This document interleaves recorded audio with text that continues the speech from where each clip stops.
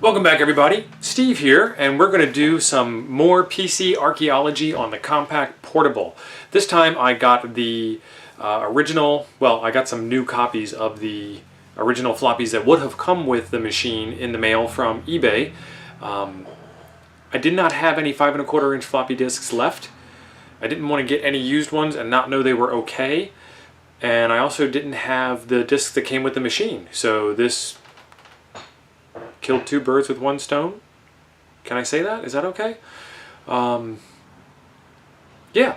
So what happened was, luckily, everything just worked. And we got to explore what was going on. So the floppy disks are okay, the floppy drives are okay, and I didn't need to do any repair and maintenance on them, otherwise this video might be a little bit longer, but we do get to explore what is on the floppy disks. And what I am doing here is only going over the stuff that comes on the Compaq discs that is not part of regular DOS. I do have some other DOS videos. Take a look up above, and then you will be able to see some DOS exploration. But this is just Compaq's additions, and we're going to explore those and see what they are all about. So stick around for that. Oh, and be sure to go down below, and there's a whole bunch of ways to support the channel. The subscribe button, the bell, the join, the like, the dislike if you must. If you must. Leave a comment down below, and we will see you after the break.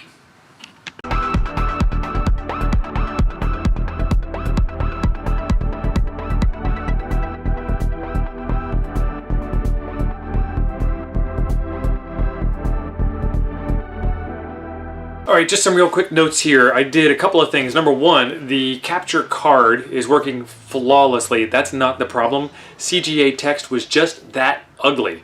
Hard to read, really bad on the eyes, etc., etc. I don't know why CGA stuck around for as long as it did, but it was all that we had at the time, and it was marvelous. It was breathtaking. It was wonderful. In hindsight, not so much. Second thing is, I have sped up the video a little bit with a piece of software called Jump Cutter. This thing is fantastic. So you'll see some times where things are moving a little bit faster than they should, and that is because I sped up all the interstitial parts where the computer was running slow, but we were not running slow. This is a 4.77 megahertz 8088 machine. So blinding speed demon. Now that those two things are out of the way, let's get into it.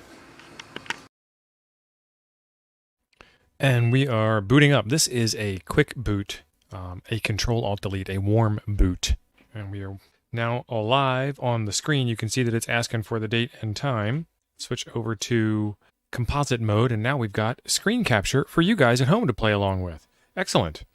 So first thing it does when it boots up is asks you for the date and time. This machine does not have a clock in it, or a calendar, so it will not set the date and time, and even if it did, the program to do so is not running because there's no AutoExec-BAT or config sys. And it comes up and it says the Compaq Personal Computer MS-DOS version 3.10, and it is copyright Compaq 82, 83, 84, 85, and copyright Microsoft 81, 82, 83, 84, 85. DOS 3.1. I've not done a video on DOS 3.1, but the commands are very similar to DOS 3.3. What I want to do now is look at what comes differently on these disks than a normal, knock my microphone off, a normal DOS distribution. So this is the boot disk, disk 1 of the set of 2 for DOS 3.1.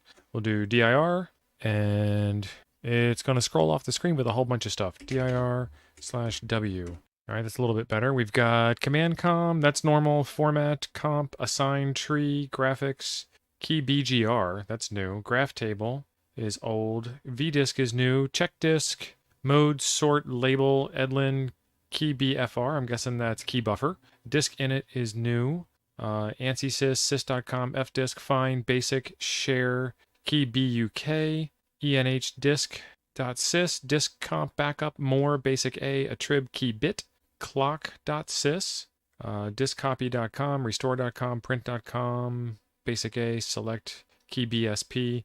So there's only a small handful of things that are new on this disk. and you'll see that there's no autoexec bat or config sys. So the first thing that I'm going to do is put in a config sys, and we will see what happens from there. So let's do copy con config.sys, and let's try out the first new thing, which is vdisk.sys. I have no idea what the parameters are for this. I'm going to try and wing it, and if that doesn't work, then we'll do some magic lookup research type stuff, but that's no fun. Device equals vdisk.sys, and let's save it. It's not my normal keyboard layout, so I hit Alt-Z instead of Control-Z. It's trying to write right now. Let's give it a reboot. Control-Alt-Delete. 3-finger salute. All right. Virtual Disk 2.0 for drive C. Buffer size adjusted. Sector size adjusted. Directory entry 64. Sector size. Buffer size. It doesn't say how much disk space there is, but we know how to get to the bottom of that. All right. C:. So without any parameters, it just set itself right up. dir, and it says vdisk 2.0, and it shows that there are no files found. And since there aren't any files found, dir won't give you a total. Let's go back to the A drive and look and see what there is here. Oh, check disk. Check disk will tell us. Check disk C:. And you can see the drive light come on. And this is, oh man, this is amazing. This is a 62,592 byte disk drive. So 64K essentially. That's not a whole lot of space, but that gets us started somewhere. What you can do with that is you can set your command interpreter to move to the C drive, and that will enable it to reload faster. Certain parts of certain programs will remove what's called the transient portion of DOS, of the command interpreter, and that will free up some memory, and then when it goes back to DOS, it will need to pull that back in off of disk. So that would be one less thing that would have to happen off of your slow floppy disk drives. All right, so we got the vdisk thing. Next up is key BGR. So all the key stuff. We've got, let's see, dir key star dot star. Key BGR, key buffer, key BUK, key bit, key BSP. Okay, so let's do key BGR. And is that what gave us the clicking noise or not? I don't remember the clicking noise. Let's reboot and see what happens. Nope, background, the clicking noise is already there. Key BGR. Okay, so that changed the layout of the keyboard. So all my keys are in a different spot. It wasn't me typing stuff wrong. I was key B. Yep. See, that's not a Y. That's a Z. So QWERTZUIOPASDFGHJKL semicolon. Nope, that's not a semicolon. Y. Okay, so the Z and the Y key were switched. X, C, V, B, and M. Yep. Okay, so my guess is that changed it to a different language. So that's pretty neat. Let's reboot again. And on the Compaq machine, Control-Alt less than greater than switches between the internal display and the external display. The internal display is monochrome, very crisp text, 9:9 font. The external is 8:8. All right, let's see. We have key BFR. My first guess is that's a key buffer program. Okay, it didn't change the layout so far. Didn't give me any real extra space in my keyboard buffer. Oh, no, it did change. Okay, so key BGR would be German, key BFR would be French, key BUK would be UK, key BIT would be Italian, key BSP would be Spanish. Okay, so now we figured out what those were. Let's see what else we can come up with. It was not happy because I pressed a key while it was booting. So it gave me a 301 error, which is probably me pressing a key right when it was trying to figure out what the key was. All right, let's see what's next. All right, mode, sort, label, Edlin. We did all the keyboard stuff. So disk init. This utility will install DOS on a diskette, creating a new system diskette. Any data currently on the system diskette will be destroyed. Do you want to continue? No, I already have DOS disks. I actually bought a 2-pack because I wasn't sure if the 2 floppy disk drives worked or not. So I got 2 complete sets of floppy disks here, just in case. So I really don't need to make another one. What else is there? ANSI sys, we know what that is. Basic. So basic is on this disk, and I think it was the second disk in the series that had the sample basic files on it. So let's go to B drive and see if I was remembering that correctly. Yep, okay, so there's the basic files. Let's go back to the A drive, and we'll look at the basic stuff later. All right, so just a bunch of keyboard stuff. Still, enhdisk.sys. Copy. All right, let's put that into config sys and see what it gives us. And I'm not about to touch Edlin. It's actually less painful for me to retype everything in config sys than it is for me to deal with any of that Edlin nonsense. We might do a video on Edlin one day, but I'd have to brush up on my Edlin skills and all the PTSD that goes along with Edlin skills. All right, so let's do copy config sys equals vdisk.sys and device equals enhdisk.sys. Did it again. Okay, so the enhanced disk tool loaded. Let's reboot and see if it complains about the 301 error. Nope, that 301 error was all me. I was pressing keys on the keyboard right when it was trying to figure out whether the key was working. All right, I'm going to take a real quick look and see what enhdisk does real quick. Stick around. Stay tuned. I knew what I... All right, we are back. The enhdisk.sys program enables the operating system DOS 3.1 to see DOS partitions on fixed disks that are older than DOS 3.1. And I don't have any of those because I don't have a compatible fixed disk controller or drive in here. That's actually really hard to say. So that's not going to get us anywhere, but it's not going to hurt to leave it there for the purposes of this demonstration, so we shall leave it there. There's clock.sys, and this doesn't have a clock driver in it, but I'm going to take a look real quick and see what happens if we do that anyhow. And by driver, I mean chip. You knew what I meant. All right, so it asked us for the date and time because we didn't tell it not to, and the clock driver loaded and didn't complain. Let's try, just for grins, time. Time is 10:00:00. Good. Time is 10:00:00. Excellent. And we will reboot, and the clock will go back to normal because there's no clock chip in here. There's the date, and there is the 5-second boot up time it took to get to the time prompt, including my reaction time. So factor that in there too. All right, I didn't expect that to work, but I also like the fact that it didn't complain and freeze the system up because it couldn't find the hardware that it needed. And that is all that there is for this disk. Let's go to the B drive, which is disk 2, and you'll see this one light up now instead of this one. We got set clock.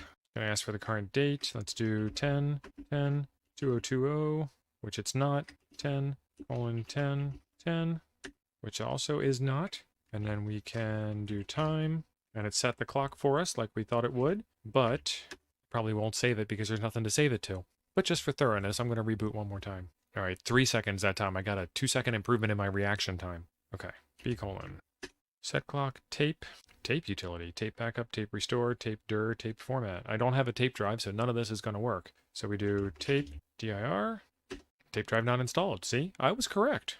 What else do we have? Basic A, substitute, join, executable to binary, link, debug, recover, Compaq, adapt, CMP, QADAP, Compaq International Adaptation Utility. Enter keyboard driver name. Yep, A:/key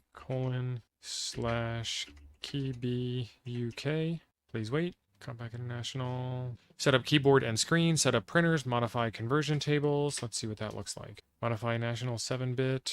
Oh, that looks like fun. So let's cancel the changes. Modify the video display table. And again, that looks like fun. I'm looking for substitutions. Right now it just looks like 75 is 75. Okay. Didn't see anything. Modify daisy wheel conversion table. Best printer ever, daisy wheel printer. Prove me wrong. I mean, don't, really. It's not worth it. All right, F9 will exit, and then let's do F5 to display. Let's do F9 to exit. Let's do F7 to cancel install.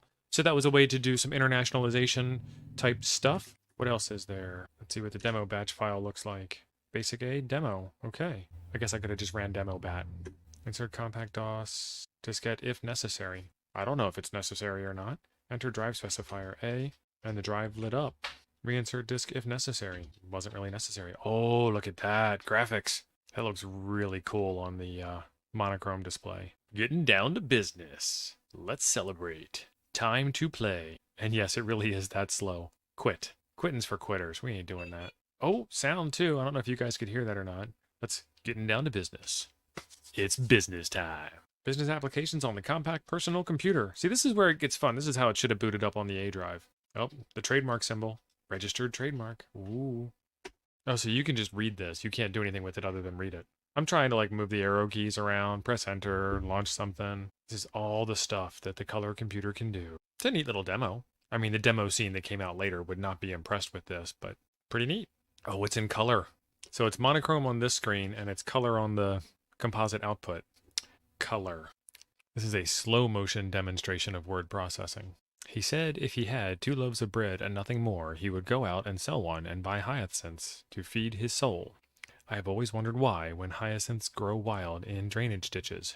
And drainage is spelled wrong, along with the butterflies. Butterflies grow wild in drainage ditches, along with cattails and little frogs and mudlarks. Excellent.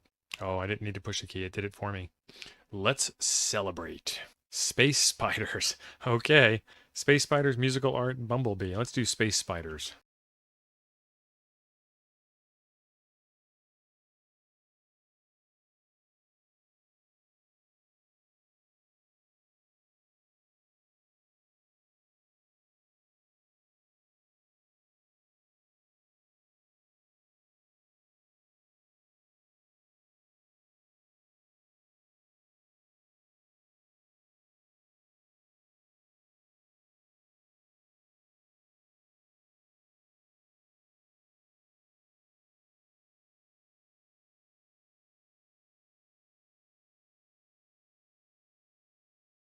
U.S. Geography Challenge.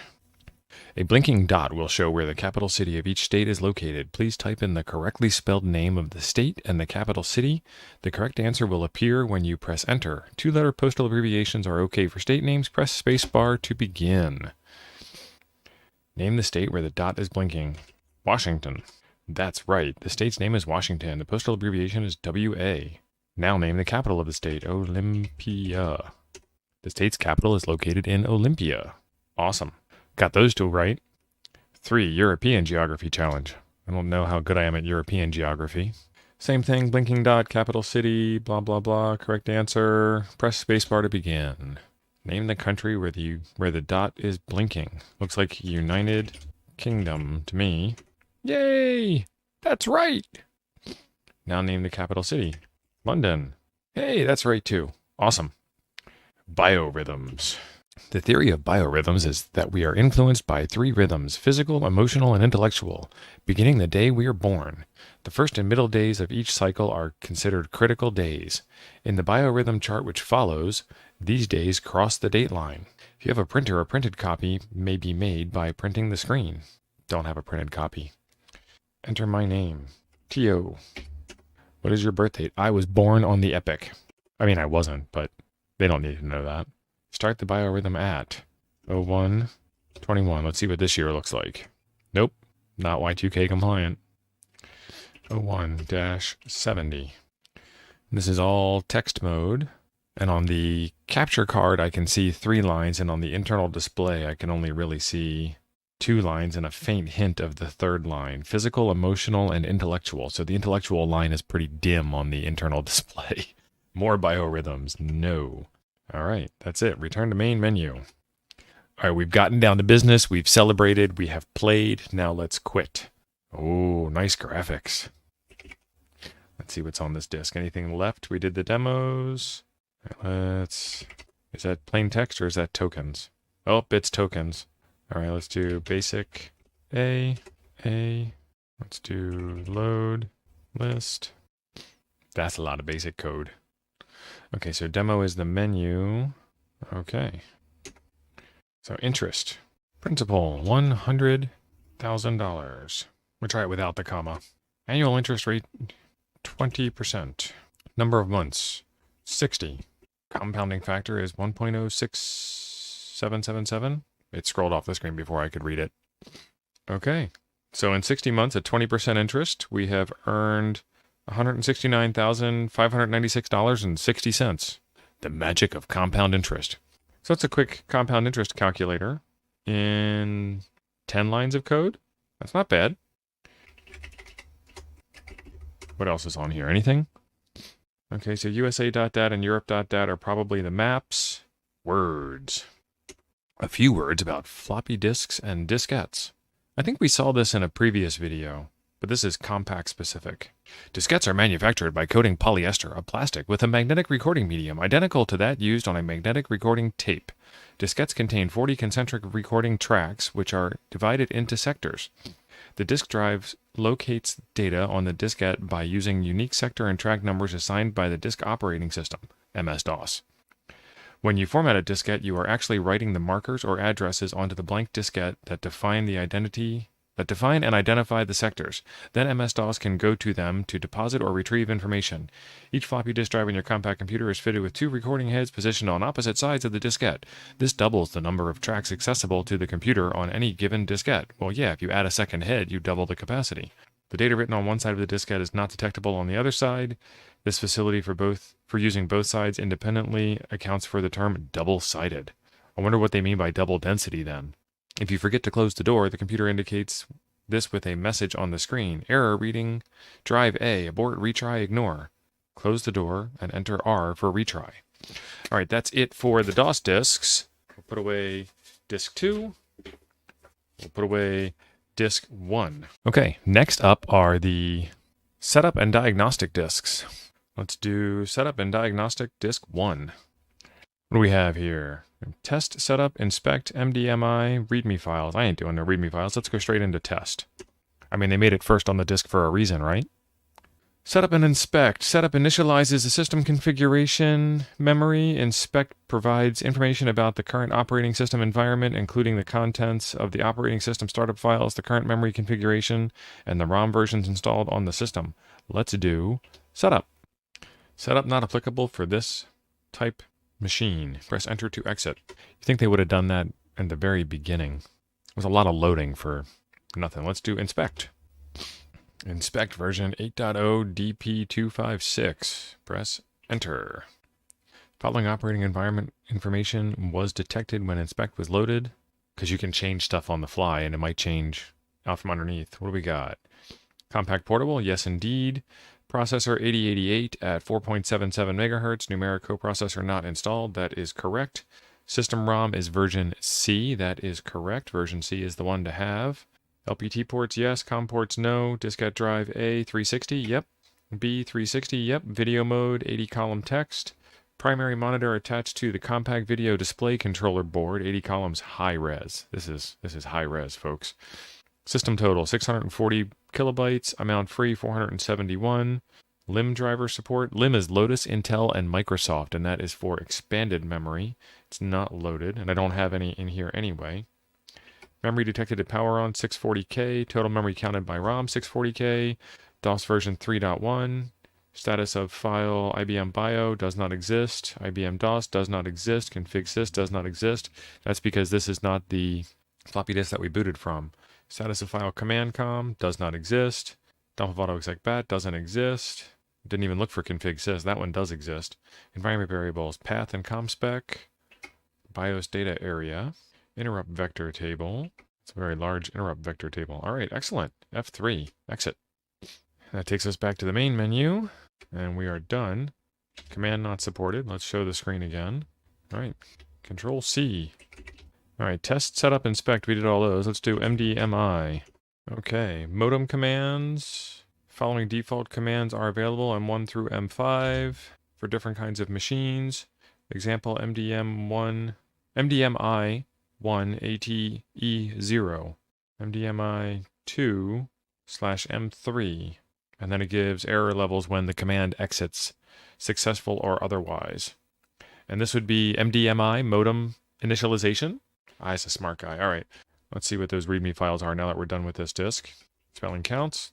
Okay, so these are just the screens that you got off of the test program for discontinued products. All right, that's Setup and Diagnostics Disk 1. Let's do Setup and Diagnostics Disk 2. Test, AR start, and some README files. Well, we know what the README files are from last time. Let's run test. Enter a number to select the program to run. Well, there's only one program to run, but I'm glad that you paused instead of just doing it. I'm not happy about that. It's doing a whole lot of stuff. Must be a big program. Should have put it on the RAM disk. Press enter to continue. All right, it's figuring all this stuff out about the machine. Looking in the B drive. Nothing to see there. Back to the A drive. Are all the Compaq options listed? Yes. Run diagnostics, format disk, display ROM versions, print device list and ROM versions, exit. Let's display ROM versions. Revision C still, just like last time. Good stuff. So Revision C, if you don't know, on the Compaq Portable is the one that allows you to boot from option ROMs like disk controllers, which is what I have been doing all along. And if I didn't have Revision C, apparently that's not possible to do. I believe the BIOS revisions go all the way up to F, but there's not really any indication as to what extra features you get beyond C, which is the important one. Okay, so that's that. Run diagnostic tests. Run the test once, several times. Test logging utilities. Let's run the test once. All devices, processor, memory, keyboard, parallel, video, diskette drives. Let's do processor. Checking processor. I'll take your word for it. Press enter to issue a high-pitched tone. Did you hear a high-pitched tone? Yes. Well, that sounded like it was checking the speaker. Processor 100 complete. Okay. Exit the menu. I'm not going to format a disk. Print device list on ROM versions. We did that. Nope, we didn't do that. Print. Printer is not responding because I don't have a printer. Exit diagnostics. Exit this menu. Well, what's the menu above? Nothing. It just goes back to the main screen. F4, main menu. Okay. Back and forth. F3 to exit. And let's confirm that we want to exit. It started way back then where you had to confirm that you wanted to exit something.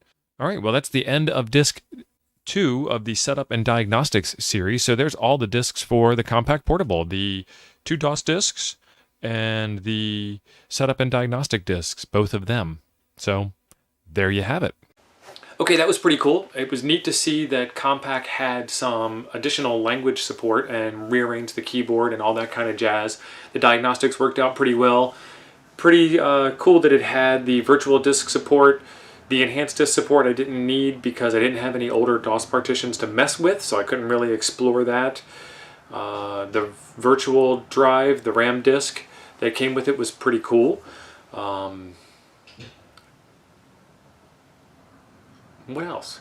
Yeah, the demo disc, that was actually much better than the basic demos that came with IBM. Except for the sound. The sound was kind of annoying, but that was PC speaker sound. That's what you got back then. The display was the composite output, so if you saw in the little tiny box, the monochrome green screen was what I was able to look at.